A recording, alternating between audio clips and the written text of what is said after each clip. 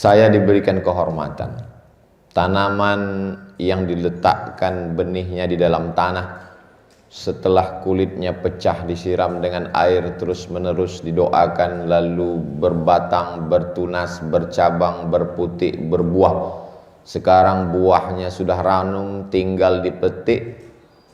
Tapi kemudian yang menanam itu tidak mau memetiknya, menunggu Abdul Somad datang untuk memetik. Lalu kemudian ketika buah yang sudah masak, cantik, indah, harum, semerbak dipetik, dipoto. Fotonya di-share. Semua orang mengatakan buah ditanam Abdul Somad. Padahal Abdul Somad cuma numpang foto untuk memetik buah saja. Di dunia semua orang yang melihat memuji Abdul Somad. Fotonya diupload di Instagram, di Facebook, mereka mengatakan mantap, mantap, mantap, keren, teruskan, oke, like. Tapi dalam catatan malaikat itu adalah jerih payah Kiai Amin Rifki yang tiap malam membangunkan santrinya untuk tahajud, mengulangi murojaah hafalan Qur'annya di dalam sholat, yang memperhatikan letak-letak pojok ayat supaya tidak lepas dari kepalanya. Mereka ini adalah orang-orang yang tidak memerlukan pujian manusia. Kam min masyhurin fil ard walam yakun ma'rufan fis sama.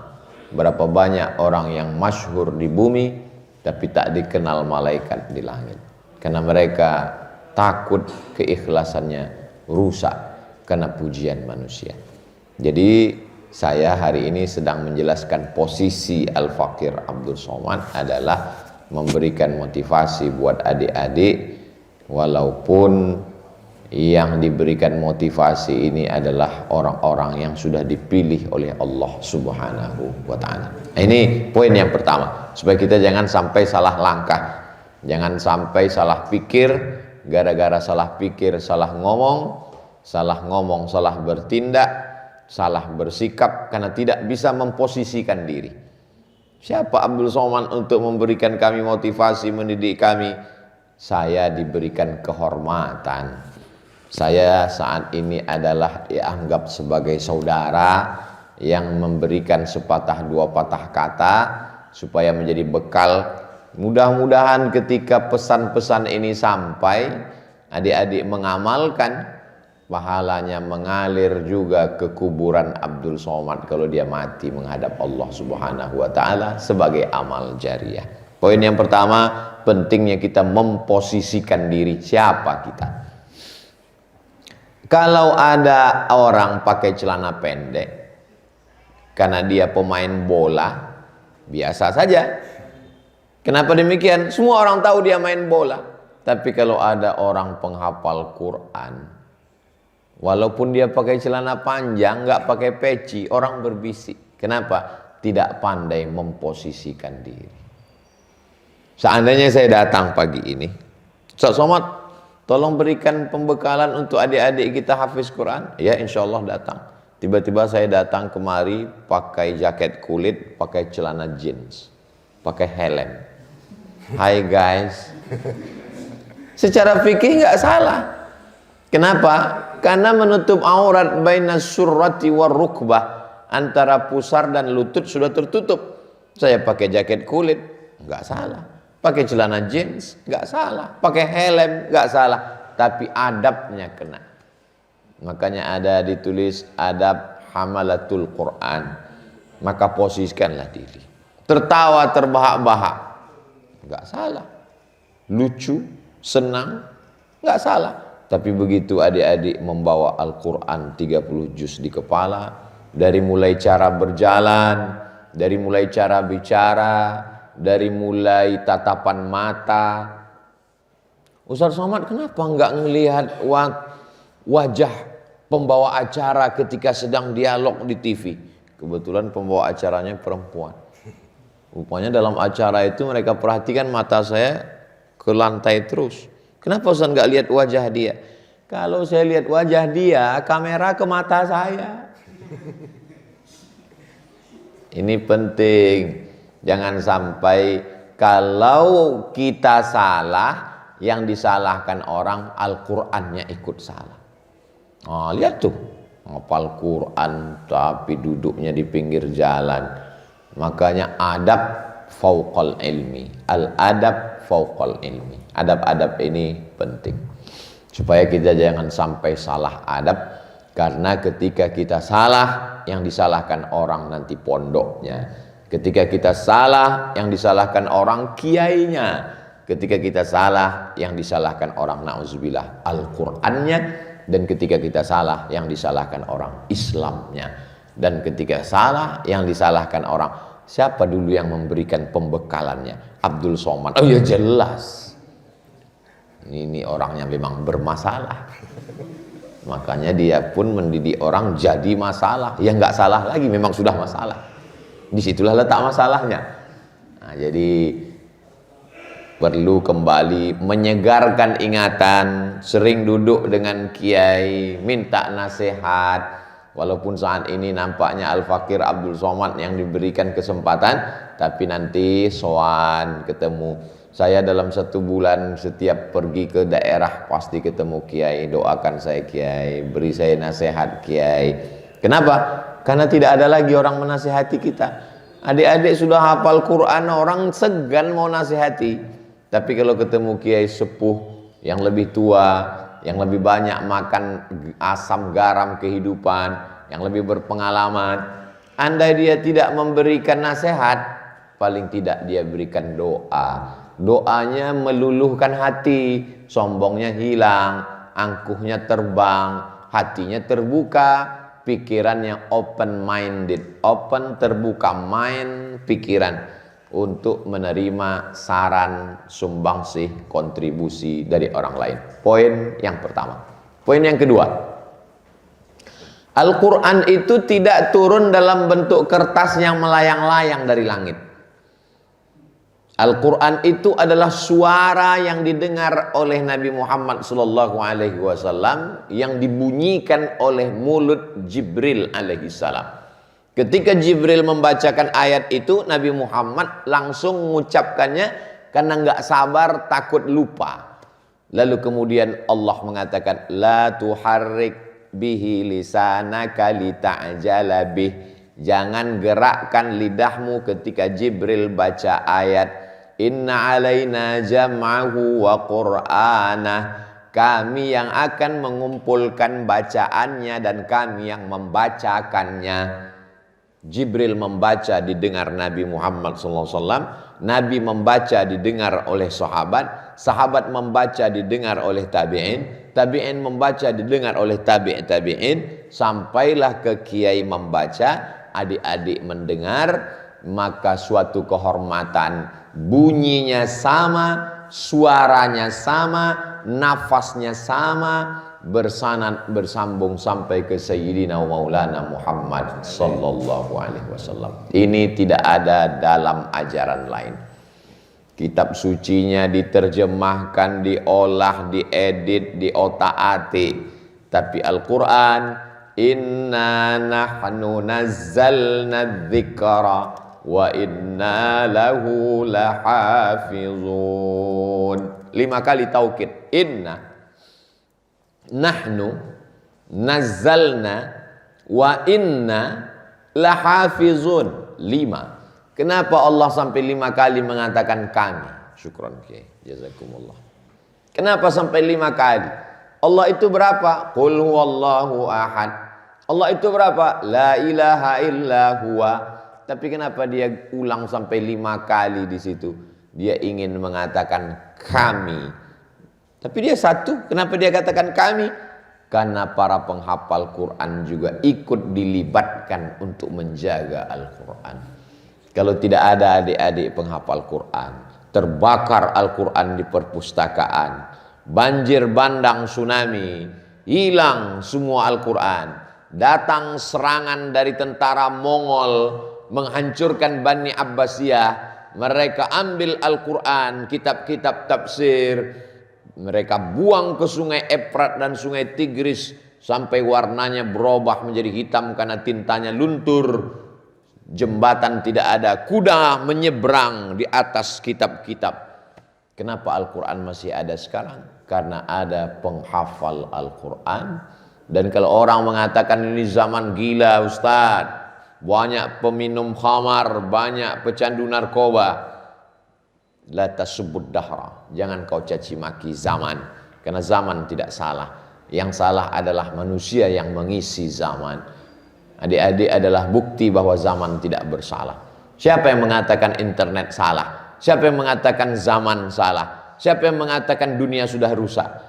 Hari ini kita melihat ada anak-anak yang tumbuh sebagai penghafal Quran. Kalian adalah bukti kebenaran.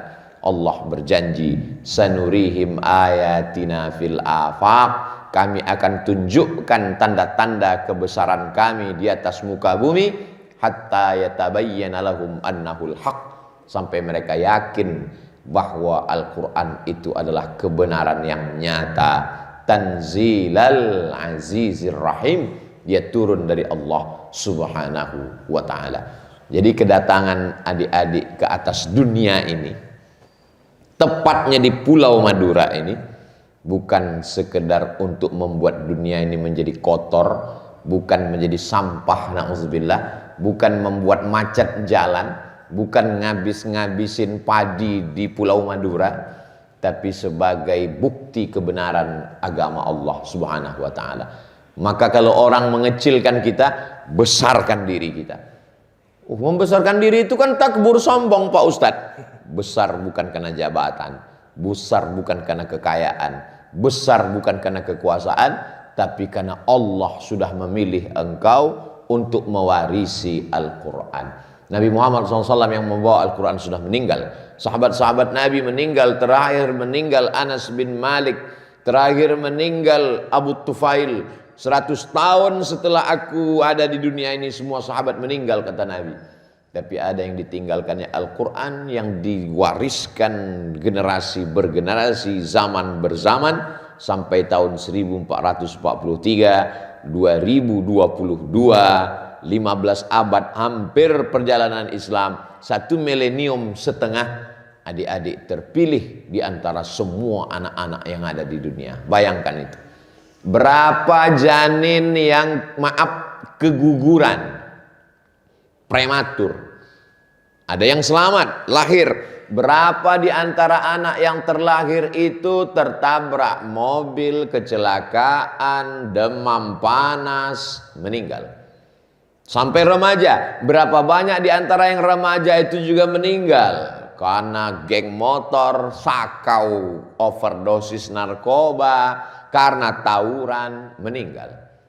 Setelah itu ada yang sampai usia kuliah belajar. Berapa banyak di antara mereka ketika mengajukan judul nggak diterima dosen, stres, minum racun tikus, meninggal. Berhasil sampai sarjana. Berapa banyak di antara yang sarjana, yang sehat, dokter spesialis, ternyata diserang COVID, meninggal. COVID sudah pulang, ibunya datang. Pulang juga, adik-adik tetap bertahan. Kalian adalah anak-anak yang lulus fit and proper test. Dari mulai rahim sampai usia sekarang. Kenapa kalian masih hidup?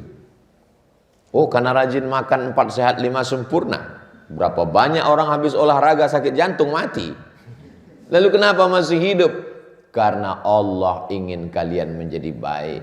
Dan dunia ikut menjadi baik karena kehadiran kalian. Alladzi khalaqal mauta, Allah yang menciptakan mati, wal hayata, Allah yang menciptakan hidup. Ada yang dikasih hidup, ada yang dikasih mati. Kenapa Allah beri kalian hidup? Liyabluwakum ayyukum ahsanu amala. Karena Allah ingin melihat siapa yang paling baik amalnya, dan kalian lulus sampai hari ini. Apakah besok akan lulus? Kita semua berharap karena kelulusan kalian menjadi barokah buat kami. Setiap satu huruf yang keluar dari mulut kalian mengalir pahalanya untuk ayah kalian, untuk ibu kalian, untuk para kiai. Abdul Somad dapat juga walau sedikit 0,1%, karena dia bagian finishingnya saja. Ada tukang yang ngecor lantai, menanamkan tiang pancang, yang memasang, semuanya tukang hingga jadilah hotel bangunan yang cantik indah ini. Mereka bekerja keras, luka tangannya, melepuh kulitnya, berdarah jarinya. Tapi begitu bangunan sudah selesai, datang Abdul Somad. Acara apa? Pemencetan tombol peresmian hotel.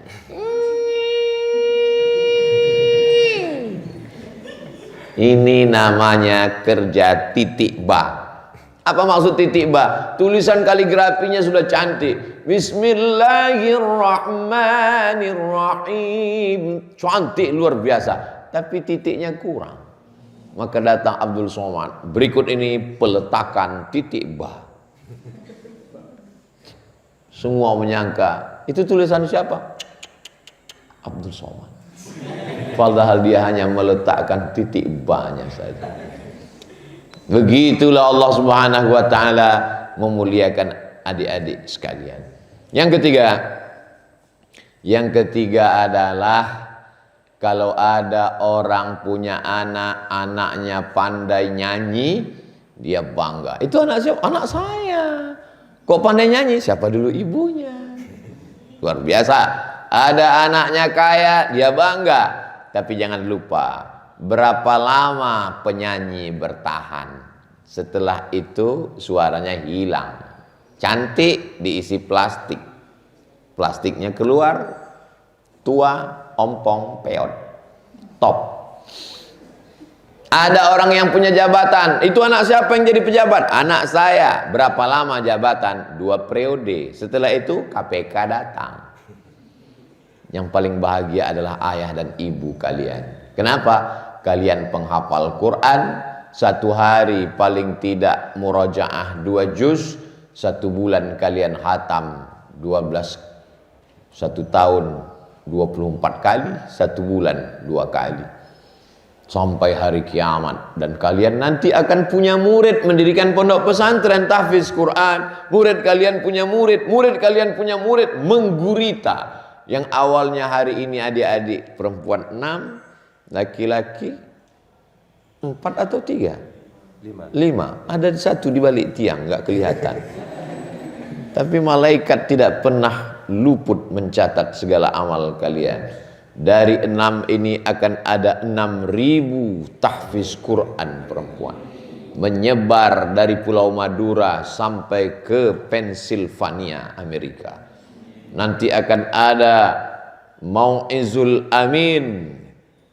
Ustaz Abdul Somad nanti datang ya. Acara apa? Acara peresmian. Peresmian apa? Peresmian cabang Mau'izul Amin Eropa. Amin. Ketika itulah nanti orang akan berkata, oh, Republik Indonesia kebanggaan kita. Dari mana itu datang? Dari Indonesia. Indonesia bagian mananya? Bagian Pulau Madura, Provinsi Jawa Timur, Negara Kesatuan Republik Indonesia. Banggakan. Ada orang yang bisa membuat pesawat, pesawatnya meledak, hilang. Tapi kalau orang yang hafal Quran, ketika orang tuanya meninggal, dia membaca Al-Quran, la aqulu alif lam mim. Alif lam mim tidak terhitung 1 huruf. Likulli harfin asyru amsalihha. Setiap huruf dibalas 10 kebaikan. Bayangkan adik-adik 1 hari membaca 1 halaman, 2 halaman, 20 halaman, 1 juz. Habis itu pahalanya melimpah ruah. Kalau orang tuanya masih hidup, disehatkan Allah badannya. Kalau orang tuanya sudah meninggal dunia, dilapangkan Allah alam kuburnya. Kenapa? Wa idza quri'al Qur'an fastami'u lahu wa ansitu la'allakum turhamun. Turun rahmat Allah disebabkan Al-Quran. Itulah mengapa kita minta turun rahmat dengan Al-Quran. Allahumma arhamna bil Quran. turunkanlah rahmat kepada kami, barokah Al-Quran. Jadi kalau mau Pulau Madura ini selalu dapat curahan rahmat, kalau mau Republik Indonesia ini tidak putus dari rahmat, maka salah satu jalan adalah memperbanyak para penghafal Quran. Adik-adikku sekalian, kalian yang menyebabkan turunnya rahmat Allah ke Pulau Madura ini, insya Allah. Di samping para alim ulama, para kiai kita, tapi kalian salah satu penyebab turunnya rahmat Allah Subhanahu wa ta'ala. Jadi ketika kalian pulang ke rumah, rahmat turun di rumah. Kalian masuk ke kamar, rahmatnya turun ke kamar. Saya masih ingat ketika masih kecil, diundang penghafal Quran, dibawa ke ruang tamu, dibawa ke kamar tidur, dibawa ke dapur, dibawa ke seluruh rumah. Saya heran. Masih SD, saya nggak tahu. Kebetulan ada yang menang musabaqah tilawatil Quran, diundang baca Quran jalan keliling. Kenapa? Sekarang baru paham. Rupanya bekas-bekas tapak kakinya, bekas-bekas dia berjalan, diharapkan turun rahmat dan barokah. Jadi video ini nanti di-share. Semua yang punya anak gadis ingin supaya kalian menjadi menantunya. Amin, amin. Karena ingin rahmatnya, barokahnya turun insya Allah. Maka umat ini disadarkan keberhasilan dunia akan berakhir, tapi kemampuan Al-Quran inilah yang akan kekal abadi. Itu 3 poin utama, mudah-mudahan menjadi bekal buat adik-adik dan kita semua insya Allah.